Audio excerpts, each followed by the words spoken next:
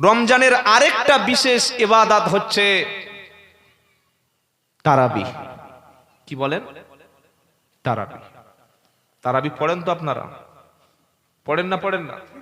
কত রাকাত? 8 রাকাতের ভূত কারোর ঘাড়ে ঢুকেনি তো? হ্যাঁ। মক্কা শরীফে কত রাকাত তারাবি হয়? 20 রাকাত। মদিনা শরীফে নবীর মসজিদে কত রাকাত হয় জানেন না? 20 রাকাত। আমরা যারা আহলে সুন্নাতুল জামাত, আমরাও 20 রাকাত তারাবি পড়ি এবং পড়ব, বলুন ইনশাআল্লাহ।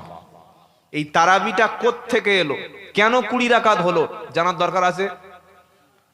আল্লাহর নবী সাল্লাল্লাহু আলাইহি সাল্লামের উপর যখন রমজানের রোজা ফরজ হলো, নবীজি রোজা করে সারা দিন 3 দিন তিনি মসজিদে গিয়ে জামাতে তারাবি পড়েছিলেন। একটা হলো 23শে রমজান, আরেকটা 25শে রমজান, আরেকটা 27শে রমজান। 3 দিন নবীজি ইশার নামাজের পরে যখন দুরাকাত করে তারাবি পড়তে শুরু করলেন, তার আল্লাহর নবীজি দেখতে পেলেন মসজিদে ভিড় লেগে গেছে, মসজিদে লোক একেবারে জমে গেছে। পরের দিন নবী মসজিদে গেলেন না, এশার নামাজ পড়ে নবীজি বাড়িতে চলে আসলেন। সাহাবারা অপেক্ষা করলেন, মনে হচ্ছে নবীজি আসবে। অনেকক্ষণ হয়ে গেল, যখন এলো না, সাহাবারা গিয়ে নবীকে ডাকতে শুরু করলেন, হে আল্লাহর নবী আপনি কি ঘুমিয়ে পড়েছেন? নবীজি বললেন, না আমি ঘুমাই নাই, আমি 3 দিন এশার নামাজের পরে রমজানে তারাবি পড়েছি। এবার তোমরা যেভাবে জমা হচ্ছ, সকলে একত্রে এসে যেভাবে নামাজ পড়ছো, এইভাবে যদি প্রত্যেক দিন চালু করে দিই, হতে পারে আল্লাহ তাআলা ফরজ কিংবা ওয়াজিব করে দিতে পারে। আর তারাবির নামাজটা হলো সুন্নাতে মুআক্কাদা, এটা যদি আমার উম্মতের উপরে ওয়াজিব কিংবা ফরজ করে দিই, সবাই কিন্তু এটা করতে পারবে না। সেজন্য আমি নবী আজ থেকে বাড়িতে নামাজ পড়লাম। নবী তারাবির নামাজ শুধু 3 দিন জামাতে পড়েছিলেন। নবী ইন্তেকালের করার পরে আবু বকর সিদ্দিক রাদিয়াল্লাহু তাআলা আনহু, তার জামানায়ও 20 রাকাত তারাবি বা রমজানে একসঙ্গে তারাবি ছিল না, যে যার মতো পার্সোনাল একা একা তারাবির নামাজ পড়ে নিতেন। ওমর ফারুক রাদিয়াল্লাহু তাআলা আনহু যখন মদিনার খেলাফত গ্রহণ করলেন, খলিফা হলেন, তিনি মসজিদে নববীতে গিয়ে দেখছে কেউ 2 রাকাত এখানে পড়ছে, কেউ 2 রাকাত ওখানে পড়ছে, এইভাবে বিভিন্ন ভাবে ছড়িয়ে ছিটিয়ে নামাজ পড়ছে। ওমর ফারুক নির্দেশ দিলেন, আজ থেকে আর সময় নেই, কাল থেকে আমি ওমর নির্দেশ দিয়ে দিলাম, যতদিন তোমরা বেঁচে থাকবে 20 রাকাত করে তারাবি আল্লাহর নবীর মসজিদে রমজানের রাতে, অর্থাৎ ইশার নামাজের সুন্নাতের পরে 20 রাকাত তারাবি পড়বে। ওমর ফারুক যখন নির্দেশ দেয়, তখন কে কে ছিল জানেন? উসমান গনি রাদিয়াল্লাহু আনহু, হযরত আলী রাদিয়াল্লাহু তাআলা আনহু। তারা বেশি বুঝতেন না, এখনকার ফচকেরা বেশি বোঝে। বলেন না? ওই উসমান গনি তো বলেনি যে না এটা ঠিক হচ্ছে না। হযরত আলী রাদিয়াল্লাহু তাআলা আনহু তো বলেনি যে আল্লাহর নবী সাল্লাল্লাহু আলাইহি সাল্লাম 20 রাকাত পড়তে বলেনি, পড়েনি, আমরাও পড়বো না। বলেছে? বলেনি। কারণ নবীর, ভালো করে শুনে রাখেন, অনেকে বলবে নবী করেনি আমিও করবো না। নবী যা করেছেন উম্মত সবাই তাই করতে পারবে? নবী বিয়ে করেছিল 9টা, আপনি 9টা বিয়ে করুন দেখি কেমন পারেন। একটা করে তাই শ্বশুর বাড়ি গিয়ে কি বললেন, শুলে হুঁশ থাকে না নাকি 9টা বিয়ে করবে। নবী করেছেন 9টা, কিন্তু আপনাকে সর্বোচ্চ অনুমতি আছে কটা? কথা বলে না? 4টি। নির্দেশ নয়, অনুমতি। অনুমতি আলাদা আর নির্দেশটা আলাদা। অনুমতি আলাদা, নির্দেশ আলাদা। ইসলামে 4টি পর্যন্ত নির্দেশ আছে। অনেক লোক দুটো বিয়ে করে, কেন? আল্লাহ বলেছে, আল্লাহ করতে বলেছে, আল্লাহ সুযোগ দিয়েছে, অপশন দিয়েছে। ট্রেন ছেড়ে গেছে, বাসে কলকাতা যাবো, এটা অপশন না নির্দেশ? অপশন। দাঁড়িয়ে নামাজ পড়তে পারছি না, বসে, বসে না পড়তে পারলে শুয়ে, তাহলে চেয়ার নেবো? চেয়ার তো ইসলামে অনুমতি নাই। নবী অসুস্থ হয়েছিলেন, কোনোদিন চেয়ারে নামাজ পড়েননি। ওমর ফারুক অসুস্থ হয়েছিলেন, চেয়ারে নামাজ পড়েনি। আবু বকর সিদ্দিক অসুস্থ হয়েছিলেন, চেয়ারে নামাজ পড়েননি। হযরত আলী রাদিয়াল্লাহু তাআলা অসুস্থ হয়েছিলেন, চেয়ারে নামাজ পড়েননি। অথচ সেই যুগে মদিনায় চেয়ার ছিল। কেউ বলুন যে না চেয়ার ছিল না? ছিল। তাহলে একটা আদেশ আর একটা অনুমতি, এটা হচ্ছে উম্মতের ইজমা। 20 রাকাত ইনশাআল্লাহ বলে। তারাবিটা কেমন পড়বেন? 20 মিনিটে 20 রাকাত শেষ করে দেবেন, তাই তো নাকি? আস্তাগফিরুল্লাহ, তারাবি হয় না। আল্লাহু আকবার বলে বান্দা দাঁড়িয়ে গেছে, সূরা ফাতিহা ধরে ধরে ধরে ধরে পড়ার পরে যদি সূরা তারাবি হয়, যেখানে যতটুকু সহজ তারাবির নামাজ পড়বেন, অধিকাংশ মসজিদগুলিতে রমজান মাসে আল্লাহর ইসলাম নিয়ে নামাজ নিয়ে খেলা করা হয়। সুবহান রাব্বিয়াল আযীম, রুকুতে গেছে সুবহান রাব্বিয়াল আযীম, সুবহান রাব্বিয়াল আযীম, সুবহান রাব্বিয়াল আযীম। ফেরেশতারা বলছে কি বললো আল্লাহ? বলছে তুই বল, কি বলেছে তোরা বল, আমি বলতে যাবো কেন? ফেরেশতা লিখতেই পারছে না যে কি বলবে। সুবহানা রাব্বিয়াল আযীম, সুবহানা রাব্বিয়াল আযীম, সুবহানা রাব্বিয়াল আযীম, এটা 3 বার বলতে হবে।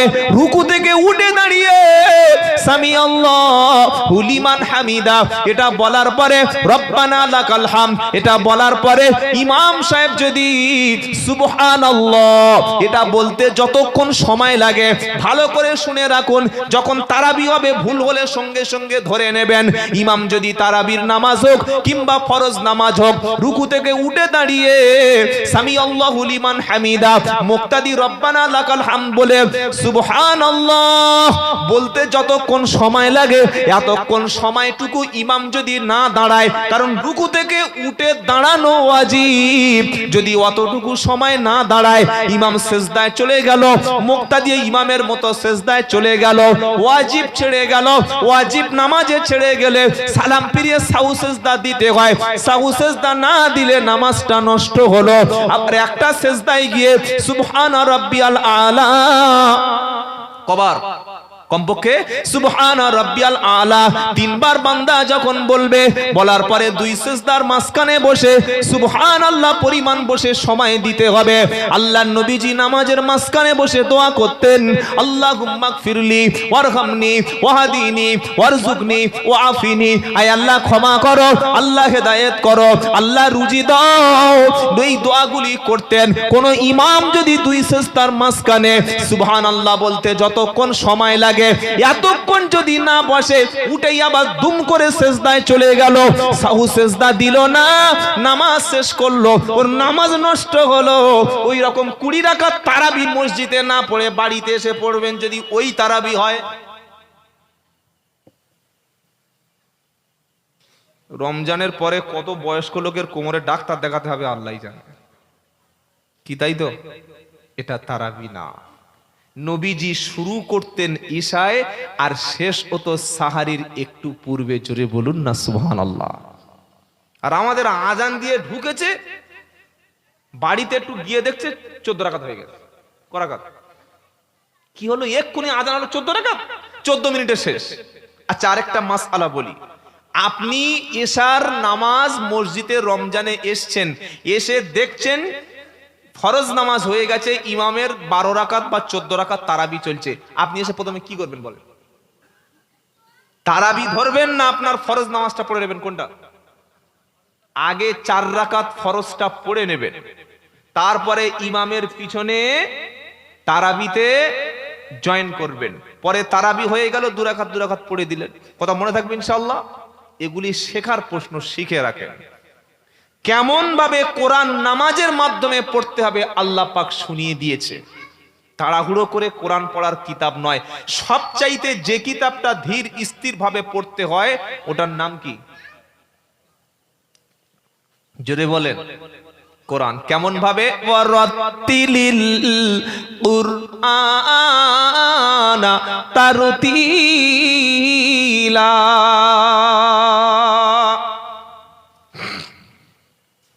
29 পারা সূরা মুজাম্মিলের 4th আয়াতে আমার আল্লাহ পাক শোনাচ্ছে, বান্দা যখন তুমি কোরআন পড়বে তাসবিহ তারতিলের সঙ্গে যেখানে যেমন টান, যেখানে থামতে হবে, যেখানে গুন্না, যেখানে ইকফা, যেখানে ইজহার, যেখানে ইকলাব, সুবহানাল্লাহ, যেখানে যেমন নিয়ম সেখানে সেইভাবে পড়ো। কারণ তুমি যখন কোরআন পড়ো, তুমি কোরআন পড়ো নয় বান্দা, তুমি আল্লাহর সঙ্গে ডাইরেক্ট কথা বলো। জোরে বলবেন না সুবহানাল্লাহ। কেউ যদি ফোনে তাড়াহুড়ো করে ভাই বলা কখন কি বলছো, কি বলছে এটা কি? ভাই কেমন আছো, কখন আসবে, কি খেয়েছো, বাড়ির খবরটা ভালো, এমন ভাবে বললে তবে তো মানুষ ভদ্র বলবে নাকি? আসসালামু আলাইকুম ভাই, আমার দুধ কি রাতে কি চারটি ফোনটা বলবে না তো বান্দা বাড়ি থেকে ছুটে এসছে, আল্লাহু আকবার, সূরা ফাতিহা, আলহামদুলিল্লাহি রাব্বিল আলামিন আর রহমানির রহিম মালিকিল ইয়াউমিদ্দিন ইয়্যাকা না'বুদু ওয়া ইয়্যাকা নাস্তাঈন ইহদিনাস সিরাতাল মুস্তাকিম দাল্লিন। আল্লাহু আকবার। গত বছর একটা ভিডিও দেখেছি রমজানে, পাকিস্তানে একটা মসজিদে 17 রাকাত নামাজ পড়েছে 6 মিনিটে। শুনতে পাচ্ছেন কি বললাম? এই নামাজ কিয়ামতের দিন মুখে ছুঁড়ে মারা হবে। মুমিনের নামাজটা হচ্ছে আল্লাহর সঙ্গে দেখা সাক্ষাৎ করা, বলুন সুবহানাল্লাহ। আবার মুনাফিকও নামাজ পড়ে। সমাজে দুই রকম লোক আছে, একটা বিশ্বাসী আর একটা মুখে বিশ্বাস করে অন্তরে বিশ্বাস করে না। মুনাফিকের নামাজ কেমন? তাড়াহুড়া, নামাজে মন নাই, নামাজ পড়তে গেছে দাড়ি চুলকাচ্ছে, নামাজ পড়তে পড়তে ঘড়ি দেখছে, নামাজ পড়তে পড়তে লুঙ্গি ঠিক করছে, খালি ভাবছে এত দেরি কি করে ইমাম সাহেব করছে, এত দেরি কি করে করছে, বাড়ি যাব খাবো আর শোবো, এরকম দেরি করে নাকি? তাদের জিকিরটা হচ্ছে লোক দেখানো। আর আল্লাহ পাক এই সমস্ত নামাজীদের সম্পর্কে বলছে এরা জাহান্নামে যাবে। কোথায় লেখা আছে? ওয়াইদা কামু ইলাস সালাতি কামু কুসালা ইউরাউনান নাসা ওয়ালা ইয়াযকুরুনাল্লাহা ইল্লা কালিলা। 5 পারা 20 পৃষ্ঠা 4 নম্বর লাইনের 142 নম্বর আয়াত, সূরার নাম সূরা নিসা। ওয়াইদা কামু ইলাস সালাতি কামু কুসালা। এরা যখন নামাজে দাঁড়ায় শৈথিল্য ভাব দেখায়, যেন জোর করে ধরে এনেছে, পড়ার যেন ওর ইচ্ছা নাই, গায়ে যেন ওর শরীরে ব্যথা। কোরআন শোনাচ্ছে এমন ভাবে নামাজ পড়ে, ইউরাউনান নাস, ওরা লোক দেখানো নামাজ পড়ে, জীবনে নামাজ পড়বে না। আর বাড়ির কাছে জানাজা হলে মাইয়েতের পিছন ছাড়া দাঁড়াবে না। মসজিদে জোহরের সময় বলছে ভাই চলে এসো, জোহরের পরে জানাজা হবে। মসজিদে বেশি লোক থাকে না, জানাজার মাঠে যত লোক থাকে কি বলছেন বলেন? ওলামাদের জিজ্ঞাসা করবেন, যার ফরজ নামাজ কাজা তার জানাজার নামাজ। 300 টাকা গাড়িতে পেট্রোল ভরে সেই কোথায় চলে গেছে সেই জানাজার নামাজ পড়তে। দাদা শ্বশুর মারা গেছে, তাই গিয়েছিস ভাই, যা গিয়ে জোরে নামাজটা পড়। ওই লাশটা ও না হয়ে তুই তো হতে পারতিস, হতে পারতো না। মাইয়েরটা শ্বশুর না হয়ে হতে পারতো না। কেমন করে ঘুমাও তুমি ফজর করে কাজা, এমনও তো হতে পারে জোহরে জানাজা। হতে পারে, বিশ্বাস আছে। এই বিশ্বাস থাকলে কেউ জানাজার মাঠে গিয়ে মাইয়েতের কাছে ঘুরছে, কি রান্না হচ্ছে দেখছে, কবে খানা হবে ঠিক করছে, কি করে মূল্য সেটা দেখছে, কার কত জমি রেখে গেছে দেখছে, কোন ঘরে শুয়ে মরেছে ওইটা দেখছে, অথচ মসজিদে আসে না। এটা কেমন মুসলমান ভাই? আল্লাহ আমাদের সঠিক মুসলমান হওয়ার তৌফিক দান করেন। তাহলে রমজানে, বাবা বাচ্চা তোমরা কথা বলো না বাবা, রমজানে তারাবির নামাজটা আমরা জামাতে পড়বো ইনশাআল্লাহ। ইনশাআল্লাহ তারাবিতে সওয়াব আছে। কি সওয়াব? তারাবির দ্বারাই আল্লাহ আমাদের গুনাহকে মাফ করে দেয়, বলুন সুবহানাল্লাহ। রমজানের আরেকটা আমল বলি, আরেকটা আমল হচ্ছে শেষ 10 দিন ইতিকাফে থাকবেন ইনশাআল্লাহ। আল্লাহর নবী সাল্লাল্লাহু আলাইহি ওয়াসাল্লাম রমজান মাস শুরু হলে, রমজানের যখন 20টা হওয়ার আগে 18-19টা হতো, তখন নবীজি নিজে সবকিছু রেডি করে মসজিদে ইতিকাফে থাকতেন। কারণ ইতিকাফ এমন একটা ইবাদত, বান্দার গুনাহগুলো মুছে ধুয়ে সব সাফ করে দেয়, জোরে বলুন না সুবহানাল্লাহ। সেই সাথে সাথে রমজানের ইতিকাফ থাকা মানে হলো পৃথিবীর পাপ থেকে, গুনাহ থেকে, আবর্জনা নোংরা থেকে, সব খেয়াল থেকে নিজেকে একটু দূরে সরিয়ে নিয়ে, দুনিয়াটা দূরে সরিয়ে দিয়ে একটু আল্লাহর জন্য একান্তে চলে যাওয়া। এটার নাম হচ্ছে ইতিকাফ। ইতিকাফের স্থান হচ্ছে মসজিদ। ইতিকাফে যারা থাকবেন 19টা রোজার দিন আসরের পর থেকে যাবেন, আর চাঁদ দেখে তবে বার হবেন। ইতিকাফে বসে যেন গল্প না হয়। ইতিকাফে বসে বসে বাড়িতে ফোন করছে বউকে, এই সেই পটলটা কি, পটল কিনে এনেছিস? আলুটা এবছর ক বস্তা আলু লাগবে? ঈদের ছেলেগুলো টাকা পড়াগুলো কি হবে না হবে? ওটা ইতিকাফ হলো? ছাগল কোথাকার। মসজিদে বসে বসে বউর কাছে ফোন করে বলছে যে এবছর আমার কি হলো বলেন দেখি 10 দিন ইতিকাফে বিশাল লস হয়ে গেছে। এটা ইতিকাফ? ইতিকাফ মানে তুমি মরে গেছো, তুমি দুনিয়া থেকে মুখ ফিরিয়ে তোমার আল্লাহর সামনে বসে আছো। একটা সেকেন্ড ইতিকাফে বসে সময় নষ্ট করা যায় না। হয় কোরআন পড়ো, নয় জিকির করো, নয় দরুদ পড়ো, নয় নফল নামাজ পড়ো। তুমি আল্লাহর জন্য খাস করে নাও 10টা দিন আমি আমার আল্লাহকে রাজি করিয়ে তবে মসজিদ থেকে বার হব। জোরে বলো সুবহানাল্লাহ। আমি 11 মাস সময় পাইনি, আল্লাহকে রাজি করাতে পারিনি। রমজানে খাওয়া নেই, রমজানে রাতে তত কষ্ট নেই, খালি নামাজ কোরআন তেলাওয়াত। ঢুকেছি 19টা রোজায়, বার হব 30টা রোজায় চাঁদ দেখে। আর 10টা দিন এমন ইবাদত করব আমি যেন মায়ের পেট থেকে মাসুম হয়ে বার হতে যেমন সন্তান হয়, মসজিদ থেকে ঈদের চাঁদ দেখে সেইভাবে বার হব। সুবহানাল্লাহ বলবেন না? ইতিকাফ করতে করতে লাম মেরে গিয়ে বাথরুমে বিড়ি খেয়ে আসছে, এটা ইতিকাফ হলো? বোকা কথাকার। আমি 2009 সালে একটা মসজিদ, তখন ভালো করে দাড়ি উঠেনি, তারাবি পড়াতাম। তো হঠাৎ ছেলেরা বলেছে চাঁদ দেখা গেছে। ও দেখি ইতিকাফ করতে করতে লাম মেরে বাইরে গিয়ে দেখি মসজিদে খানেক বসে আছে। কি হলো বলে ছেলেরা বলে তুমি চাঁদ দেখেছো? বলে না। তো বার হয়ে চলে এলে, আবার দেখছে চাঁদ উঠেনি, আবার মালটা গিয়ে খোপে বসে গেল। কি? এটা কখনো ইতিকাফ নয়। আল্লাহ পাক যেন আমাদের সঠিকভাবে ইতিকাফ করার তৌফিক দান করে। কারণ রমজানের ইতিকাফে রয়েছে লাইলাতুল কদর। কি রয়েছে বলেন? ইন্না আনজালনাহু ফি লাইলাতিল কদর ওয়া মা আদরাকা মা লাইলাতুল কদর। আল্লাহ পাক শোনাচ্ছে, নিশ্চয়ই আমি আল্লাহ পবিত্র লাইলাতুল কদরের রাতে কোরআন নাজিল করেছি। নবী তুমি জানো লাইলাতুল কদরের রাতটা কি? আল্লাহ পাক তার নবীকে বলছে, হাবিব লাইলাতুল কদরের রাত তোমাকে জানা আছে কি? লাইলাতুল কদর হলো লাইলাতুল কদরি খায়রুম মিন আলফি শাহর। লাইলাতুল কদরের এমন একটি রাত, যে রাতটা কোরআন নাজিলের রাত, যে রাতে কোরআন এসেছিল। এই রাতের ইবাদতটা এত বেশি দামি, উম্মতে মুহাম্মাদি 200 বছর বাঁচবে না, উম্মতে মুহাম্মাদি 300 বছর বাঁচবে না, তবে তাদের জীবনেতে প্রত্যেক বছর একটা রাত পাওয়া যাবে। ওই রাতের ইবাদতটা 1000 মাস অপেক্ষা আরো বেশি উত্তম হবে। জোরে বলুন। প্রত্যেকটা মুসলমান চেষ্টা করবেন রমজানের শেষ 10 দিন অন্তত তারাবির পরে 10 রাকাত, 20 রাকাত, 20 রাকাত নামাজ পড়া। কারণ যদি একটা রাত আপনার নসিবে লাইলাতুল কদর হয়ে যায়, আল্লাহ তাআলা এর ওসিলায় গুনাহগুলো তো maaf করে দেবে, আর আপনার আমলনামায় 1000 মাস অর্থাৎ 82 বছর 4 মাসের ইবাদতটা লিখে দেবে।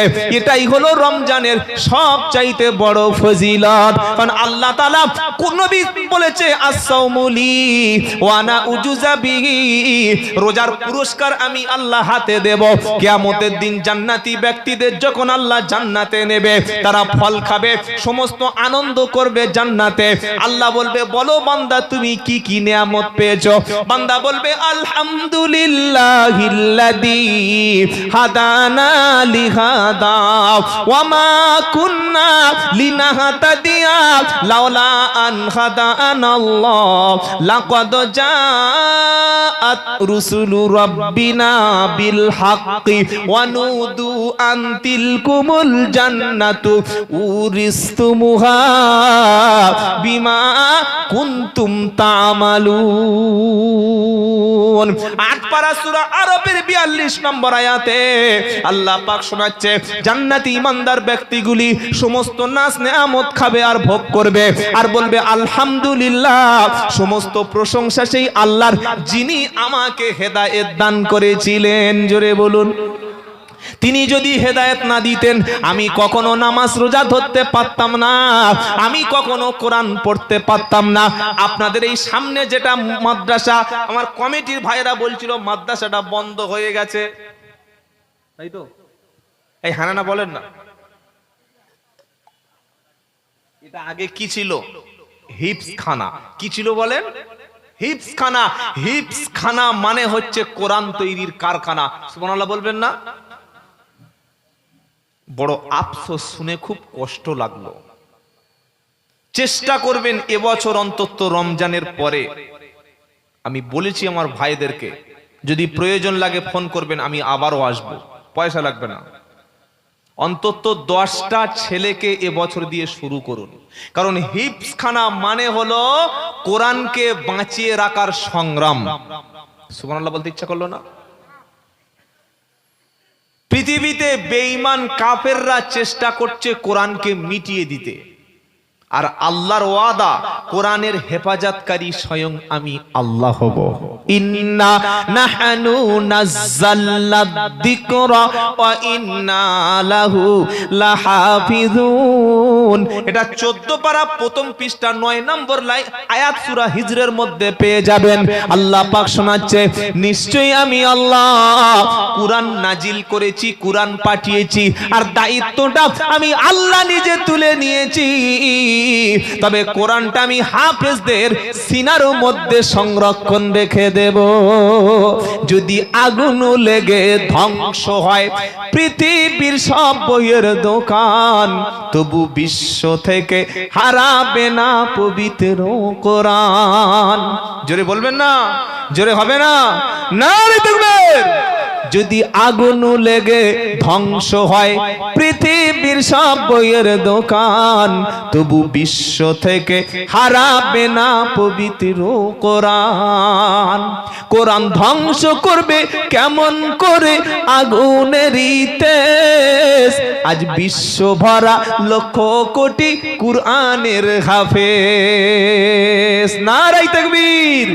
তারা ছাপিয়ে আসমানি গ্রন্থ বাঁচাবে ইসলামের ঈমান, বিশ্ব থেকে হারাবে না পবিত্র কোরআন। যদি আগুন লেগে ধ্বংস হয় পৃথিবীর সব বইয়ের দোকান, তবু বিশ্ব থেকে হারাবে না পবিত্র কোরআন। কোরআন ধ্বংস করবে কেমন করে আগুনের তেজ, আজ বিশ্ব ভরা লক্ষ কোটি কুরআনের হাফেজ।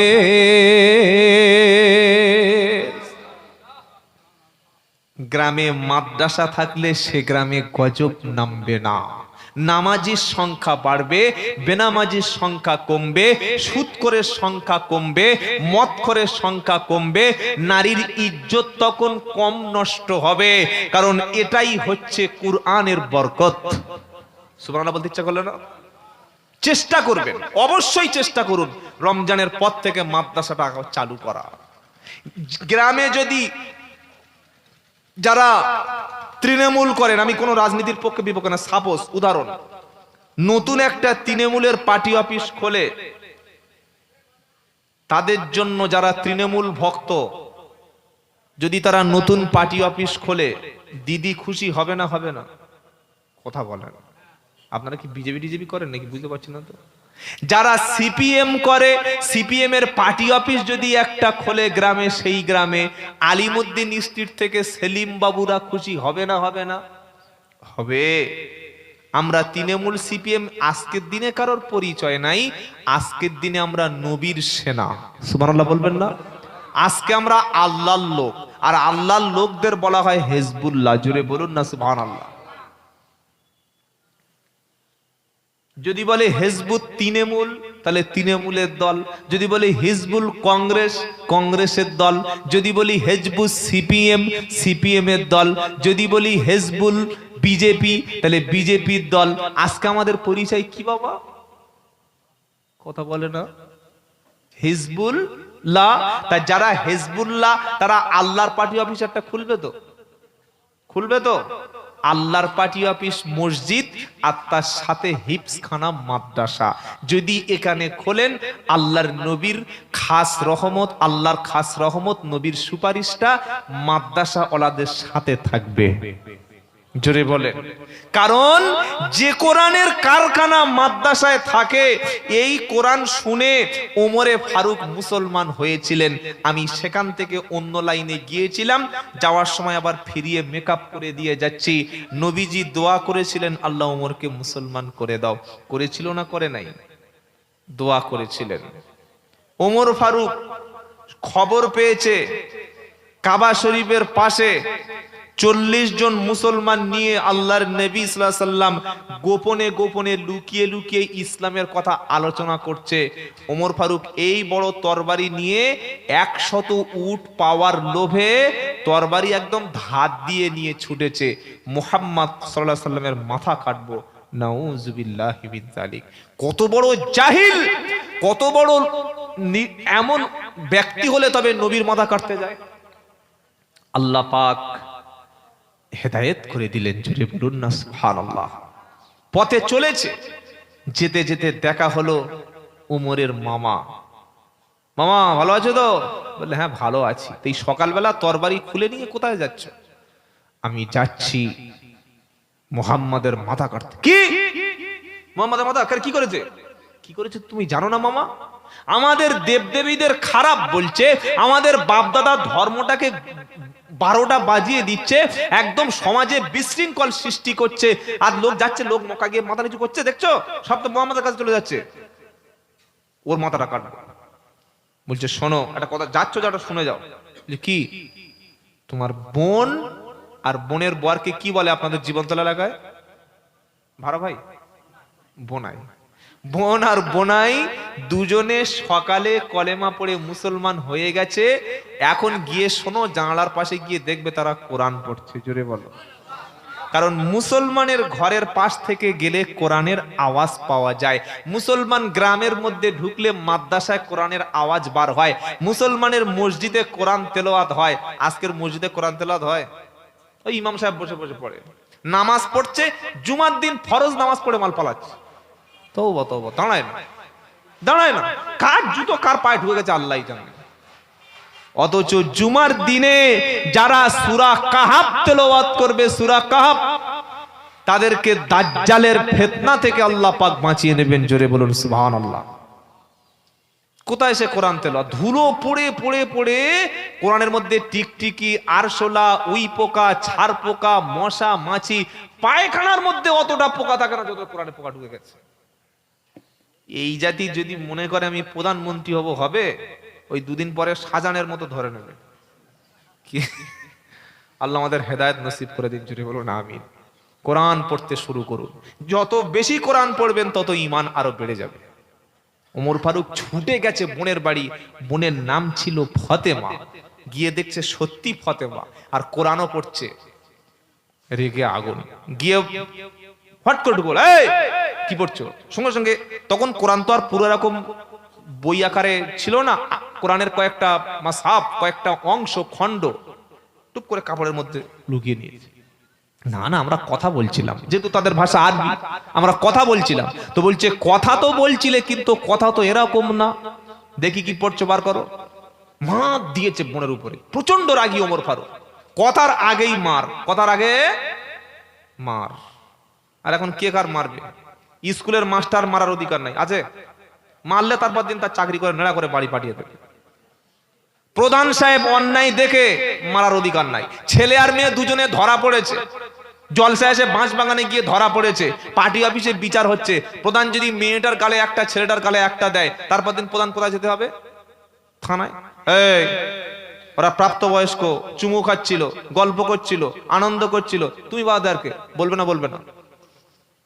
ইমাম সাহেবের হাত চালানোর অধিকার নাই, মুয়াজ্জিনের বলার অধিকার নাই, বাড়ির বাপের বলার অধিকার নাই, দাদুর বলার অধিকার নাই। আপনি কাকা, আপনার ভাইপো অন্যায় করছে, এক থাপ্পড় মারলেন, তারপর দিন পাড়া বাস করা যাবে না। কিন্তু ইসলাম অন্যায় দেখলে হাত চালাতে বলেছে। যখন মাড্ডা পড়ে গেল, বোনের শরীর থেকে রক্ত আসতে শুরু করলো। ওমরের বোন বলছে, দেখো ভাই, আমি যদি তোমার ধর্মের চাইতে আরো সুন্দর কোনো কিছু পাই, সেটা তুমি গ্রহণ করবে কি বলো? ওমর ফারুক আবার মারতে শুরু করলো, করে বলছে, না না, ওসব কথা শুনতে চাই না। ওমরের বোন বলল, তুমি যে ধর্ম মেনে নিয়েছো, ওর চাইতে যদি আরো উত্তম কোনো ধর্ম, আরো উত্তম যদি কোনো আদর্শ নেতা হিসাবে তোমার কাছে পেশ করি, বলো তুমি গ্রহণ করবে কিনা?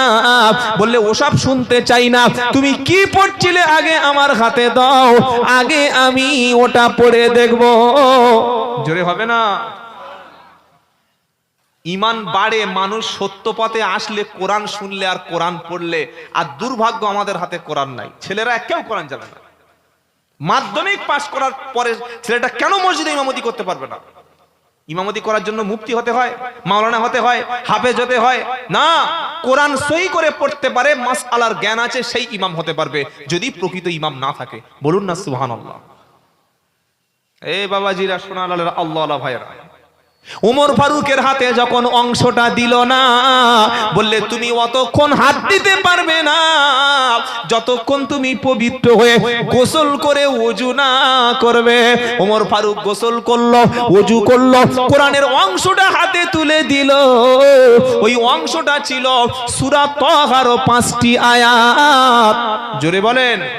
ওমর ফারুক পড়তে শুরু করলো, তাহা মা আনজালনা আলাইকাল কুরআন লিতাশকা। এটা ওমর ফারুক পড়ছে, চোখ থেকে পানি পড়ে যাচ্ছে। বোনকে বলছে, বোন মেরে তোকে ভুল করেছি, আমাকে ক্ষমা করে দাও, আমাকে মাফ করে দাও, আমাকে নিয়ে চলো মুহাম্মদ সাল্লাল্লাহু আলাইহি সাল্লামের দরবারে। তরবারিটা কাঁধে তুলে নিয়ে ছুটেছে আল্লাহর নবী কোথায়? সামনে বিশাল পাহাড়, পাহাড় ভেদ করে চলে গেল। ওমর ফারুক যখন আসছে, এই খবরটা নবীর দরবারে পৌঁছে গেছে। নবী আছে ভিতরে, 40 জন সাহাবাদেরকে নিয়ে কোরআন শিখাচ্ছিল। জোরে বলুন সুবহানাল্লাহ। আমার নবী খবর পেয়েছে ওমর আসছে। হযরতে হামজা নবীর চাচা, তিনি তো মুসলমান হয়ে গেছে, তিনি দাঁড়িয়ে আছে গেটের সামনে। বলল, মুহাম্মদ সাল্লাল্লাহু আলাইহি সাল্লাম, আমাকে ব্যাপারটা বুঝে নিতে দাও।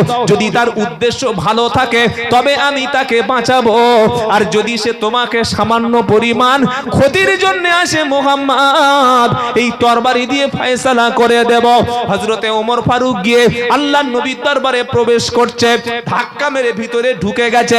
নবী বললেন, হামজা সরে যাও, সরে যাও, ওমরকে আমার সামনে আসতে দাও। ওমর ফারুক যখন নবীর সামনে গেল, আল্লাহর নবী কাঁধে হাত দিয়ে বলে, তুমি কি হেদায়েত হবে না? তুমি কি সঠিক পথে আসবে না? তুমি কি আল্লাহ মেনে নেবে না? ওমর ফারুক তখন তরবারি তুলে পড়ে নিলেন, লা ইলাহা ইল্লাল্লাহ। জোরে বলেন না, লা ইলাহা ইল্লাল্লাহ, লা ইলাহা ইল্লাল্লাহ মুহাম্মাদুর রাসূলুল্লাহ সাল্লাল্লাহু আলাইহি সাল্লাম। আল্লাহর নবী ওমরের জন্য দোয়া করলেন। ওমর ফারুক বললেন, আল্লাহর নবী, ইসলাম সত্য? নবী বললেন, হ্যাঁ। আল্লাহ সত্য? বললে হ্যাঁ। রাসূলও সত্য? বললে অবশ্যই সত্য, কারণ হুয়াল্লাযী আরসালা রাসূলাহু বিল হুদা ওয়া দীনিল হাক্কি লিইয়ুযহিরাহু আলা দীনি কুল্লিহি ওয়ালাউ কারিহাল মুশরিকুন। সূরা তাওবায় আল্লাহ পাক বলছে, আমি আমার রাসূলকে সত্য দিন সহ হেদায়েতের রাস্তা দেখিয়ে রাসূলকে আমি পাঠিয়েছি। সমস্ত ধর্মের উপরে আমি আল্লাহ ইসলামকে জয়ী করব, যদিও কাফেরদের অপছন্দ হয়। ওয়া কুল জাআল হক ওয়া যাহাকাল বাতিল ইন্নাল বাতিলা কানা যাহুকা। 15 পারা 9 পৃষ্ঠা, একদম প্রথম নম্বর লাইনে 81 নম্বর আয়াত। আল্লাহ পাক বলছে, সত্য এসে গেছে, সত্য এসে গেছে, মিথ্যা বিলুপ্ত হবে। ওমর ফারুক বললেন, নবী, আপনি যখন সত্য, আল্লাহ যখন সত্য, কোরআন যখন সত্য, তো সত্য কখনো লুকিয়ে রাখা? চলো প্রকাশ্য পড়ব। একদিকে হামজা রাদিয়াল্লাহু তাআলা আনহু নেতৃত্ব দিচ্ছে, আর একদিকে ওমর নেতৃত্ব দিচ্ছে। সামনের দিকে লাইন আগিয়ে চলেছে, আর নবী সেদিন তাকবীর দিলেন, তাকবীর। এরকম আওয়াজ দিলে ওমর ফারুক আপনাদের মুন্ডু কেটে দিত। এটা আওয়াজ হলো, তারপর জীবন তোলার লোক, সাংঘাতিক লোক, তাই তো? নারে তাকবীর, নারে তাকবীর। 40টা লোক তাকবীর দিল। মক্কার জমিনে যত কাফের গুলো ছিল কুকুরের মতো এরকম হয়ে গেছে। কুকুর দেখেছেন? এই যে এই পাড়ার নাম কি? এই পাড়া কলতলা, আর পাশের পাড়ার নাম ধরুন বেলতলা। তো বেলতলার কুকুর একটা এসেছে, ওখানে পুকুরের কাছে এই হাড় খাবে বলে, আর তার আগে কলতলার কুকুর গিয়ে মাল হাফ মেরে দিয়েছে। যেই কলতলার কুকুর ওখানে খাচ্ছে, আর বেলতলার কুকুরটা সবে এসছে, যেই করেছে, বেলতলার কুকুর কি করবে? ও ব্রেক মারবে না? মারবে না, না, এখানে বসা যাবে না। এটা হচ্ছে কলতলার বেলতলার কুকুর। বুঝতে পারলেন না পারলেন না? তো যেই দেখছে ওমরের তাকবীর, মালগুলো বার হয়েছিল মারবে বলে কাফের গুলো, দেখছে হামজা আর ওমর রাদিয়াল্লাহু আনহুমা দুজনে লাইনের সামনে, কুত্তার মতো ঘরে ঢুকে গেছে। কাফের তোদের ভয় বেশি, সুবহানাল্লাহ বলে। সৈন্য দেখবেন অনেক ক্ষমতা আছে, নেতৃত্ব আছে, কিন্তু ঈমান নাই, কিছু নাই। অনেক কিছু দেখতে পাবেন, ওদের রাইফেল, মেশিন গান, পাওয়ার, নেতৃত্ব, রাজনীতি, ক্ষমতা, টাকা পয়সা সব। আমাদের কি আছে? কিচ্ছু নাই। আমাদের কি আছে? ঈমান। কি আছে জোরে বলেন? ঈমান। একবার তাকবীর দেব, ওরকম কয়েক কোটি উড়ে চলে যাবে, জোরে বলেন। সেই তাকবীর দিতে তো মুসলমান ভুলে গেছে। আজ আল্লাহ নাম মুখে অত জোরে উচ্চারণ হয় না, যত নাম অন্য ব্যক্তির লোকের নাম উচ্চারণ হয়। কি করে সাহায্য আসবে বলো? এই ওমর ফারুককে নিয়ে আল্লাহর নবী ইসলামের প্রচার প্রসার শুরু করলেন। এত বেশি ভালোবেসে ফেলেছিলেন নবী ওমরকে আর ওমর নবী সাল্লাল্লাহু আলাইহি সাল্লামকে, যেদিন নবীজি পৃথিবী থেকে ইন্তেকাল করলেন, আবু বকর সিদ্দিক এসে আল্লাহর নবীর মুখের কাপড়টা সরিয়ে চুমু খেয়ে বললেন যে আল্লাহর নবী আর পৃথিবীতে নাই। সবাই বিশ্বাস করছে, ওমর বিশ্বাস করে না। এত বড় আশিকে রাসূল। ওমর ফারুক বলছে মুহাম্মদ সাল্লাল্লাহু আলাইহি সাল্লাম মারা গেছে, এটা বললে মুন্ডু কেটে নেব। আল্লাহু আকবার। কেউ থামাতে পারছে না। আবু বকর সিদ্দিক মিম্বারে উঠলেন, খুতবা পড়লেন, আর এই আয়াতটা বললেন।